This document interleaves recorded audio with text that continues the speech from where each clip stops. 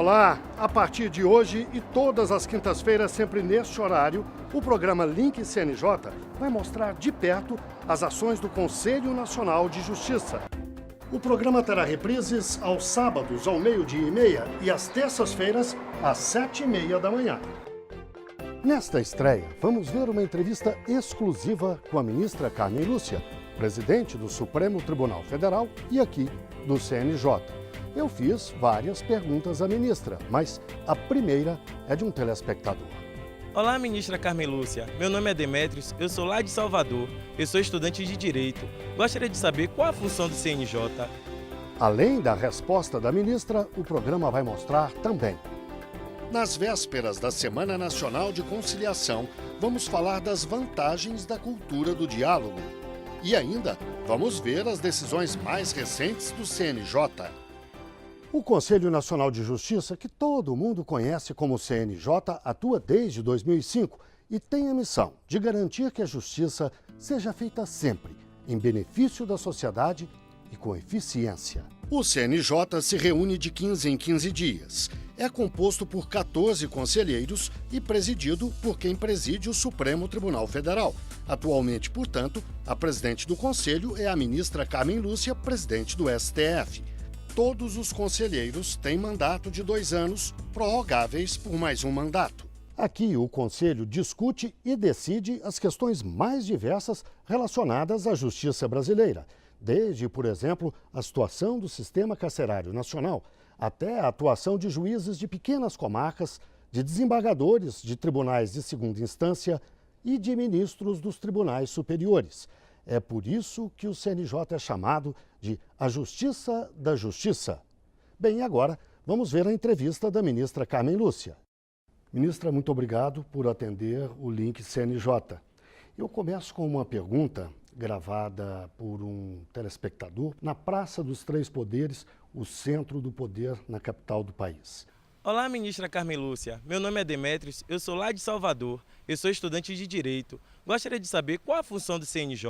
O Conselho Nacional de Justiça é um órgão criado pela Constituição com uma função específica de definir políticas públicas para o Poder Judiciário. Significa dizer, apurar quais são as demandas dos cidadãos relativamente à justiça e, a partir daí, fixar e definir programas, planos e metas a serem cumpridas pelos juízes e pelos tribunais brasileiros, o que é feito a cada ano. No ano subsequente, avalia-se o que se cumpriu, o que não se cumpriu, quais as novas demandas dos cidadãos e se redefinem essas políticas, de tal maneira que o Poder Judiciário brasileiro não anda a esmo. Por outro lado, tem também a função de correição, quer dizer, exerce a corregedoria sobre denúncias que venham, erros apurados de juízes, desembargadores e ministros. A senhora diria que ao longo da história do CNJ ele tem conseguido cumprir bem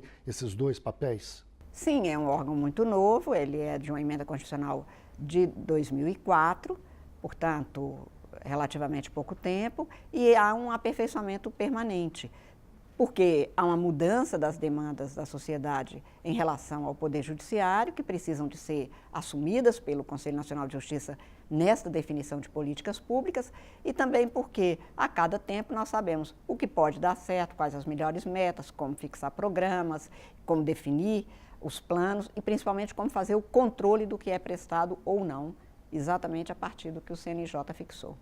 O cidadão tem na cabeça, o cidadão brasileiro, uma máxima, um senso comum, diz que a justiça brasileira é lenta. A senhora concorda com isso? Concordo, infelizmente.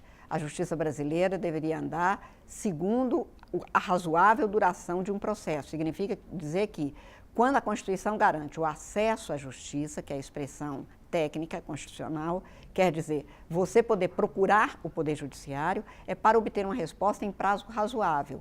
Entretanto, nós temos hoje aproximadamente 80 milhões de processos em tramitação, 18 mil juízes em exercício, num país continental como é o Brasil, em condições muitas vezes precárias, os juízes atuam em condições materiais, às vezes, não muito adequadas, e principalmente em condições, às vezes, até de um ambiente hostil, em fronteiras, onde não há segurança, onde há ameaças contra esses juízes, e eles são extremamente valorosos e esforçados. E, apesar disso, tem se dado cobro a essa necessidade do juiz, mas não a celeridade com que se espera que se preste a justiça. Infelizmente, nós temos um caminho ainda a percorrer, não é de agora, é histórico, mas nem por isso é menos grave. Essa é a dívida que o Poder Judiciário tem com o cidadão brasileiro, tornar célere e julgar com rapidez os processos. E como isso pode ser feito, como tem sido feito?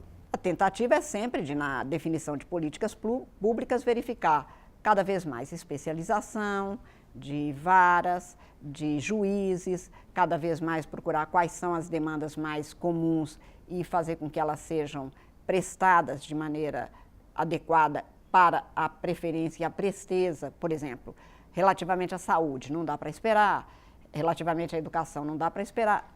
Na verdade, não daria para esperar nada. Mas o que se busca é exatamente definir essas políticas para priorizar aquilo que precisa de ser visto com maior rapidez e, especialmente, com preferência, porque não há como esperar que um doente aguarde a tramitação de um processo nas mesmas condições, por exemplo, de uma cobrança de uma dívida menor. Outra percepção que o cidadão brasileiro tem, a gente ouve muito isso nas ruas, é daquela frase, a polícia prende, a justiça solta. Isso é verdadeiro? Não. Quem determina a prisão e a soltura é o juiz. O juiz determina a prisão, o juiz determina a soltura. A polícia é órgão de execução, ela só prende se o juiz determinar. Quem prende e solta é o juiz. A execução física desse procedimento não altera em nada o conteúdo da determinação e da decisão. Nós vivemos uma democracia, não vivemos uma ditadura. Numa ditadura que a gente pode estar na rua e alguém determinar no célebre esteja preso. E aí sim poderia ser um policial, mas no Brasil não. Hoje nós vivemos uma fase em que somente um juiz, motivadamente, nas condições determinadas em lei, pode determinar a prisão. Quem executa não é o juiz que vai na casa da pessoa, mas quem determinou foi ele, e se ele determinar, na hora que o policial estiver na casa dessa pessoa, que não é mais o caso de prisão, não será executada. E na hora de soltar, a mesma coisa. Ministra Carmen Lúcia, presidente do Supremo Tribunal Federal e do Conselho Nacional de Justiça, muito obrigado pela entrevista ao Link CNJ. Eu que agradeço, Guilherme, um prazer estar com você e com os telespectadores. No próximo bloco, vamos ver: o Judiciário organiza a Semana Nacional da Conciliação.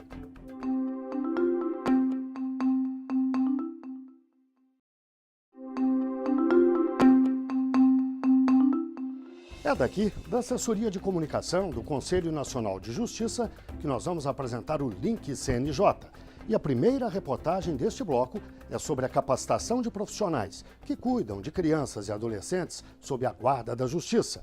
E a reportagem foi feita pela Fernanda Muilaert, que está aqui conosco. Oi, Fernanda. Oi, Guilherme. Em várias partes do país, como o Espírito Santo e o Distrito Federal, há vários cursos de capacitação voltados para profissionais que atuam nessa área, como, por exemplo, psicólogos e educadores. E eu acompanhei de perto essa experiência aqui em Brasília. Eles têm idades diferentes, mas compartilham da mesma realidade. São crianças e adolescentes em situação de abandono extremo. Gente que desde cedo vive em abrigos à espera de um lar e do carinho de uma nova família. O Cadastro Nacional de Crianças Acolhidas revela um dado alarmante. Em todo o país, até outubro deste ano, mais de 47.500 meninos e meninas estavam espalhados por mais de 4.200 instituições. Esses números oscilam constantemente. Mostram que, apesar de altos, há uma rotatividade grande quando o assunto é a adoção. No Distrito Federal, 15 abrigos cuidam de 450 jovens que tiveram a infância roubada. Lidar com tantos problemas não é fácil. A psicóloga Adriana sabe bem disso. É no Lar Jesus Menino, em Sobradinho, cidade a 25 quilômetros de Brasília, que ela atende diariamente. Eles são crianças resilientes e me surpreendem todos os dias, porque eles têm muito potencial e a gente percebe, eu percebo, né, que que, mesmo com as violações que eles sofreram, são crianças que conseguem superar as dificuldades. Psicólogos, pedagogos e assistentes sociais precisam constantemente passar por reciclagem, uma forma de aprender a olhar para as crianças e adolescentes de um jeito diferenciado. Este curso aborda a psicologia da libertação. Treina funcionários de casas-abrigo a se livrar dos próprios conflitos para tratar os que ali chegam e saem de uma maneira ainda mais humanizada. A psicologia da libertação é o processo de você se libertar das suas dificuldades internas, é você se libertar dos seus próprios conflitos, daquilo que leva você a não atuar com excelência no seu trabalho. A iniciativa é da Rede Solidária Anjos do Amanhã, ligada à Vara da Infância e da Juventude do Distrito Federal. Gelson supervisiona a atividade e conta que há 11 anos as ações voltadas para o bem se multiplicam. Isso fala de uma justiça preocupada com as questões sociais e não apenas focada em sentenciar. Vários estados têm experiências semelhantes. A repórter Thaís Vale mostra uma delas. No Espírito Santo, a capacitação de educadores de crianças e adolescentes que vivem em acolhimentos acontece por meio do programa Bem Formar para Bem Cuidar, que é realizado pelo Lar Batista Albertini Meador, aqui no município da Serra, na Grande Vitória. Desde 2011, quando o programa foi criado, mais de 200 profissionais já foram formados. O programa Bem Formar para Bem Cuidar, na verdade, atende a uma exigência do Estatuto da Criança e Adolescente, que sugere que toda criança que seja colocada numa instituição de acolhimento recepciona-se de uma maneira qualificada. A Cristiane, que hoje é educadora, um dia já esteve do outro lado do balanço. Na década de 90, viveu dos 7 aos 14 anos em uma instituição de acolhimento. Eu pude ver a diferença, né? Hoje, de 25 anos atrás, né? Era um depósito mesmo de criança, não tinha essa humanização que tem hoje, essa atenção que tem, esse cuidado, essa identificação, porque hoje a gente tem uma identificação da criança dentro do abrigo, sabe quem é quem, sabe o histórico de vida, não tinha esse olhar.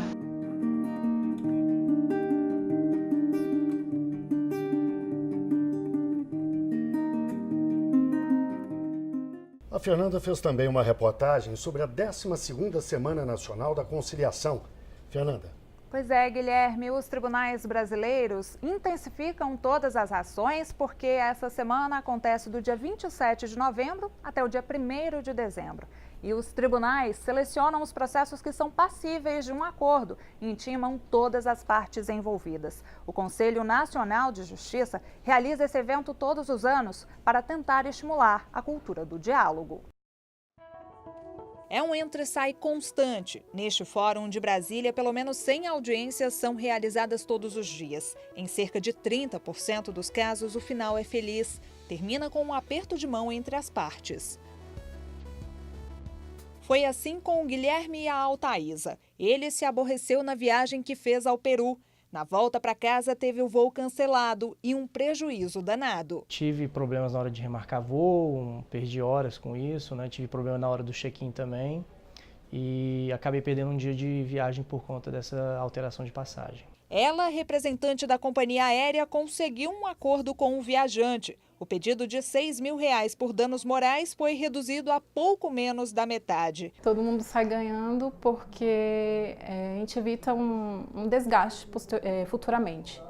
Então seria bom para a empresa, bom para o cliente, bom para o judiciário. Hoje, 74 milhões de processos estão em tramitação no judiciário brasileiro, um número elevado que trava o sistema. O que muita gente não sabe é que boa parte desses casos pode ter uma solução sem necessariamente passar por anos e anos de espera por uma sentença. É aí que entra o processo de conciliação, um jeito rápido e fácil de resolver um problema. Rigorosamente, todos os casos podem ser levados à conciliação. Não existe nada que não possa ser dialogável, né? Todos podem ser conversados, todos os conflitos eles podem ser objeto, nem que não precisa ter um acordo, mas precisa ter entendimentos. Às vezes tem-se a mediação ou a conciliação, o objetivo do acordo, o objetivo é o restabelecimento do diálogo entre essas pessoas. O acordo é consequência natural do diálogo restabelecido. Em todo o país, ações de conciliação são constantes, mas anualmente o Conselho Nacional de Justiça dedica uma semana a esses acordos. Em 2017, a 12ª edição será entre os dias 27 de novembro e 1º de dezembro. A intenção agora é bater os números do ano anterior, quando 590 mil pessoas foram atendidas em 5 dias. Neste período, 274 mil audiências foram feitas e mais de 130 mil acordos foram homologados. 15 mil magistrados, colaboradores e conciliadores participaram da Semana Nacional. No Distrito Federal, as atividades vão ser estendidas. Causas trabalhistas que envolvam pensão, divórcio, inventário, desapropriação, acidentes de trânsito e até problemas com vizinhos podem ser solucionados antes, durante e após a semana. O que vale é dar uma chance à justiça. Na conciliação a gente fala o quê? Que as pessoas podem ter aí um protagonismo maior. Então, construir a solução dos seus próprios conflitos, que é aí uma solução personalizada. Um dos momentos mais importantes de um processo judicial é a chamada oitiva, quando o juiz ouve os envolvidos, as testemunhas, as partes. E esse é justamente um dos destaques deste nosso Link CNJ, é o quadro Oitiva. Vamos propor questões sobre o funcionamento do Conselho e da Justiça em geral. E você vai poder dar o seu testemunho, apontar a resposta certa.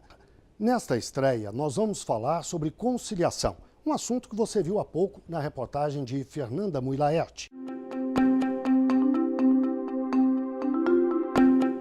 Nós queremos saber o que é preciso para ser mediador em um procedimento de conciliação. Ser advogado ou servidor do judiciário. Ser graduado há pelo menos 2 anos em qualquer curso superior e ser aprovado em curso de formação de mediadores. Ser juiz aposentado. E a resposta correta nós vamos exibir a seguir, no próximo bloco. E você vai ver também as decisões mais recentes do CNJ.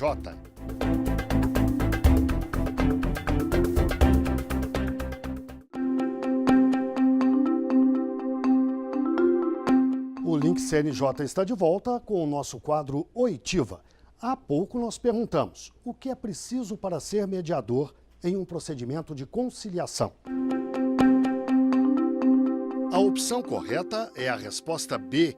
É preciso ser graduado há pelo menos 2 anos em qualquer curso superior reconhecido pelo Ministério da Educação e ser aprovado em curso de formação de mediadores reconhecido pelos tribunais.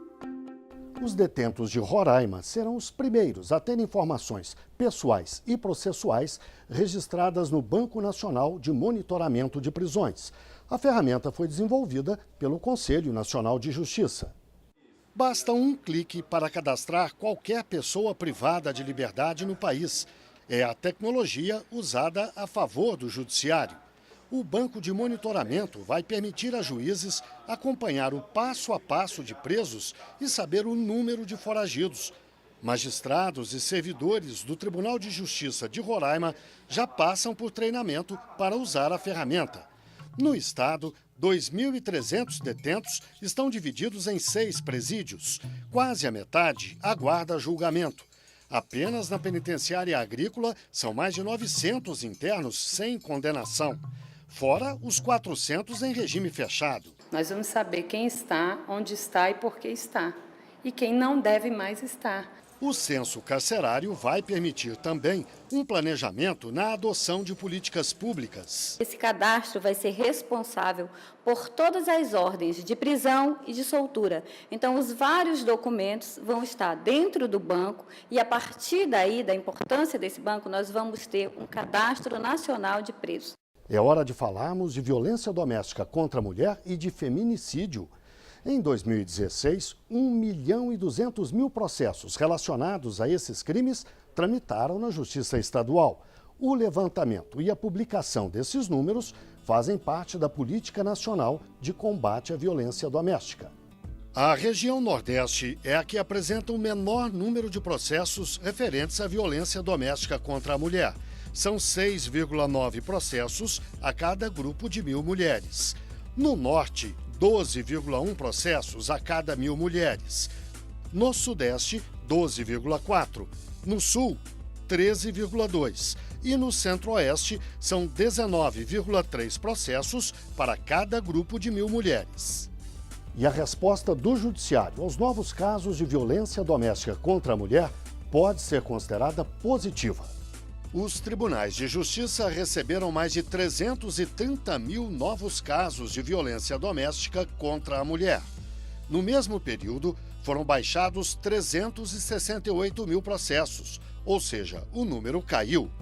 Os tribunais de justiça também proferiram sentenças em mais de 3.500 processos de feminicídio. Os estados com o maior número desse crime são Minas Gerais, Pará e Santa Catarina. E no caso das medidas protetivas de urgência, os tribunais emitiram quase 200 mil em todo o país. Essas medidas são aquelas em que a vítima é encaminhada a um programa de proteção ou o agressor é afastado do lar. Agora vamos ver outras notícias. Os novos conselheiros do CNJ já exercem as funções. Eles tomaram posse em outubro. Passaram a fazer parte do conselho a desembargadora Iracema Vale e o juiz Márcio Schiffler. Eles vão ficar no cargo pelos próximos 2 anos. Na cerimônia, Arnaldo Rossepian foi reconduzido à função. Presidentes dos 27 tribunais de justiça do país estiveram em Brasília para uma reunião com a ministra Carmen Lúcia. A presidente do CNJ apresentou metas e ações para aperfeiçoar o judiciário e mostrou dados que devem ser usados na elaboração do projeto de lei em tramitação no Congresso e que trata de um teto para o setor. E a ministra Carmen Lúcia falou sobre a decisão do CNJ de investigar os 4 juízes que participaram de uma manifestação contra o impeachment da presidente Dilma Rousseff. A decisão do Conselho de investigar as condutas foi unânime e baseada no voto do corregedor João Otávio de Noronha. O ministro considerou que os juízes feriram a isenção esperada de um magistrado quando participaram da manifestação no Rio de Janeiro em 2016. A ministra Carmen Lúcia defendeu a liberdade de expressão, mas com limites. Estes são limites que a vida impõe para que a gente tenha um marco civilizatório e uma vida em sociedade. É isto que se tem exatamente e que precisa, acho que já passada da hora muito, de discutirmos no Poder Judiciário como um todo. Digo, do Supremo Tribunal Federal à juíza de Espinosa. O Link CNJ termina aqui. Na semana que vem, teremos outra edição inédita que vai ligar você a tudo o que acontece no Judiciário. Mais do que isso, vai lhe mostrar como garantir os seus direitos de acesso à justiça. Para os seus amigos que não assistiram hoje, você pode avisar. O Link CNJ estreia sempre às quintas-feiras, às 9h30 da noite. As reprises são sábados ao meio-dia e terças-feiras às 7h30 da manhã. E você pode participar do nosso programa. Mande seu e-mail para linkcnj@cnj.jus.br. Acompanhe ainda as novidades do Conselho na página cnj.jus.br. O Facebook é @cnj.oficial. O Twitter, @cnj_oficial. O Instagram também é @cnj_oficial. Para vídeos, acesse youtube.com/cnj.